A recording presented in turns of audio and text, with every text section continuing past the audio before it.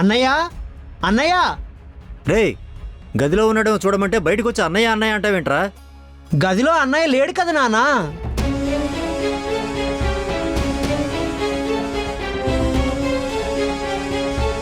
లేకపోవడం ఏంట్రా? ఎక్కడికి వెళ్ళినట్టు?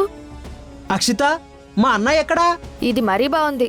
నన్ను అడిగితే నాకేం తెలుస్తుంది? రే ఒకసారి వాడికి ఫోన్ చేయి.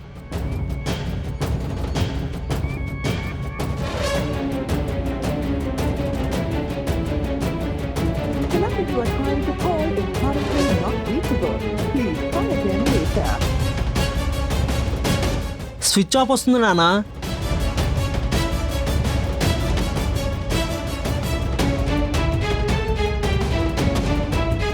ఏమైంది సుమా? పెద్దోడేడి? నన్నేమైనా వాడికి కాపలా పెట్టారా? ఏడని నన్ను అడుగుతున్నారు. ఇదిగో తిక్క తిక్క మాటలు మాట్లాడుకో. ఇవాళ రిసెప్షన్ పెట్టుకుని ఎక్కడికి వెళ్ళినట్టు? మీ ఇష్టం వచ్చినట్టు మీరు రిసెప్షన్ ఏర్పాట్లు పెట్టుకున్నారు. వాడికి ఇష్టం లేదు కాబట్టి వాడు వెళ్ళిపోయినట్టున్నాడు.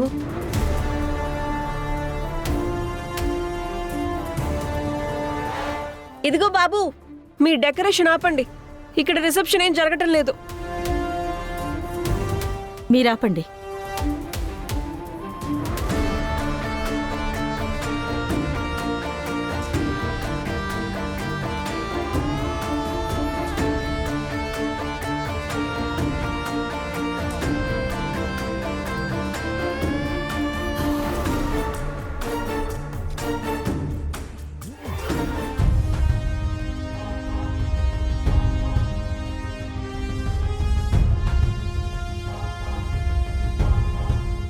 సింపుల్ గా చరణ్ ఇంట్లో నుంచి వెళ్ళిపోమని చెప్పి జరగబోయే ఫంక్షన్ ని భలే ఆపేశారంటీ.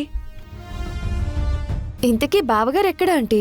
సేఫ్ ప్లేస్ లో హ్యాపీగా ఉన్నాడు.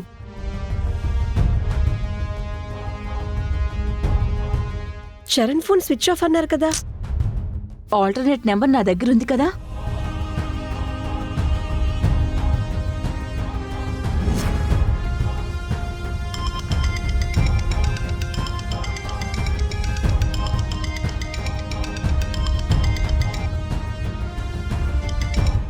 హలో, చెప్పు మమ్మీ. ఏంటి అక్కడ పొజిషన్? ఏముంది, నువ్వు లేవు కదా. ఫోన్ కూడా స్విచ్ ఆఫ్ వస్తోంది.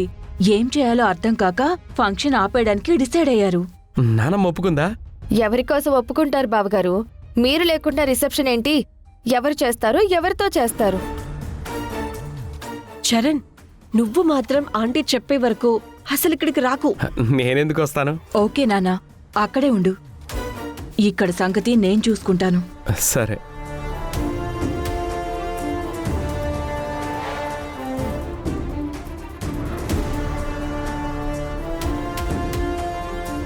పల్లవికి చరణ్కి రిసెప్షన్ అని బంధువులందరికీ చెప్పుకున్నాం. అందరూ వచ్చే టైం అయింది. ఈ టైంలో వీడు ఎలా చేస్తాడు అనుకోలేదు.